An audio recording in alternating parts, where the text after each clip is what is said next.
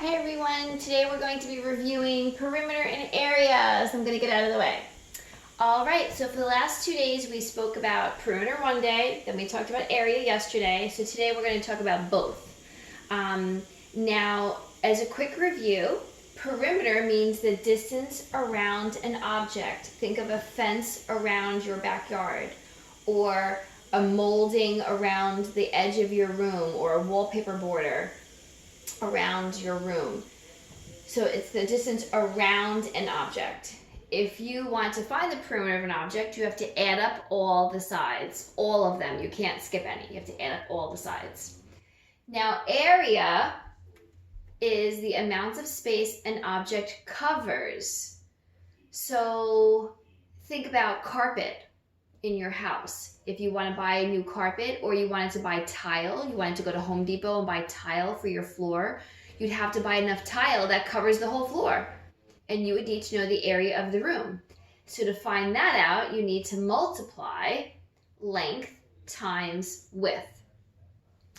So now we have 4 examples, and we're going to find the perimeter and the area of both of this figure. So we're going to find both the perimeter and the area of this figure. Alrighty. The first example, we're going to find perimeter. So now I know in perimeter, I need to add up all my sides, but only 2 sides have numbers here. So I need to kind of use what I know about shapes and know, well, this is a rectangle, even though I know it looks like a square, it is a rectangle. And this side measures 6 inches. So the opposite side has to also measure 6 inches. This side measures 4 inches. So this side has to measure 4 inches. And now that I have my 4 sides, I'm going to add them up. So 4 plus 6 is 10. Oh, but then I think, oh, these 4 and 6, that makes a 10. So 10 plus 10 equals 20 inches. So let me do it in blue so you can see that a little bit. So my perimeter is 20 inches. Now my area, I only need these 2 numbers, right? Because I'm only multiplying my length times my width. So 6 times 4 equals 24. And because we multiplied it, and always think about like when you were in 3rd grade and you had like a figure like this and you had to count the boxes to find area, and you have the boxes. So think of square units. So it would be 24 square inches for that. All right, our next example, we want to find the perimeter. And again, they only give us 2 numbers, so we have to use what we know, and we know that opposite sides are equal. So this is a rectangle, opposite sides are equal. So this is 2 feet, down here is also 2 feet.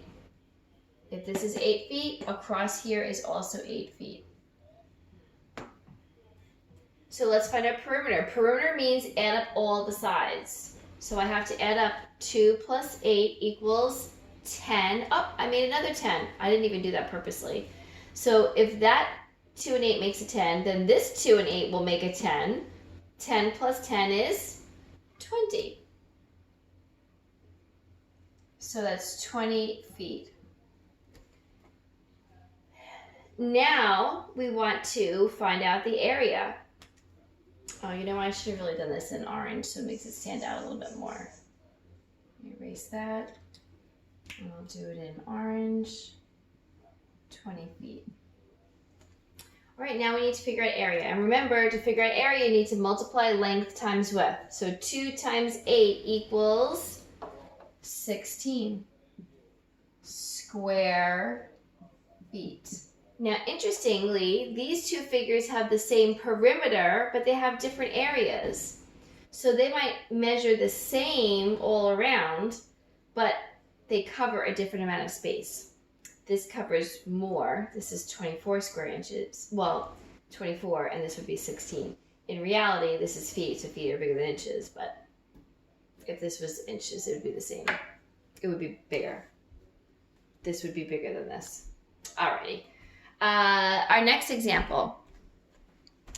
We need to figure out perimeter, so we need to add up all our sides, right? Perimeter, add up all our sides, but look, we don't have all our sides here. Again, we know opposite sides are equal. 10, and opposite sides here, 7, and 7. All right, now we need to add up all my sides for perimeter. I'm going to add up my two 10s because they're easy to add up, right? 10 plus 10 is 20. You said 20, you were correct. 20 plus 7 is 27, plus another 7 is 34. So our perimeter is, let me do it in blue, is 34 yards. All right, now we need to figure out our area. Multiply length times width. 10 times 7 equals, you said 70, you were correct. 70 square, don't forget square, yards. Because remember, if you were in 3rd grade, you would have a grid on here and you'd be counting boxes. And I always like to think of, like when you're thinking of the squares, think of you if you were buying tiles. How many squares would you need to buy? Well, if you wanted to tile this room, you'd need 70 square yards. Usually tiles don't come in size yards though, because that'd be too big. Okay, this figure only has one number. That means it's you said square, you are correct. So that means every side is 5 inches. All right, perimeter, we need to add up all my sides. 5, 10, 15, 20. So my perimeter here is 20 inches. My area, I need to multiply length times width, right? Area, I need to multiply length times width. So I'm going to multiply 5 times 5 equals 25 square inches. All right, so to wrap it up, this is perimeter and area. Perimeter is the distance around an object. Think of your backyard, and you're going to buy a fence. So to find out the perimeter of an object, or the perimeter of your backyard, you need to measure each side and then add up all those sides. Area is the amount of space that an object covers. So think of carpet or tiles you want to put on the floor. How much carpet you want to buy to cover your whole floor. So to find the area of an object, you need to multiply length times width. And that's what we did for these 4 shapes. We figured out the perimeter and the area of each one. Alrighty, everyone. So after this, you're going to work on Math IXL, reviewing perimeter and area. Bye.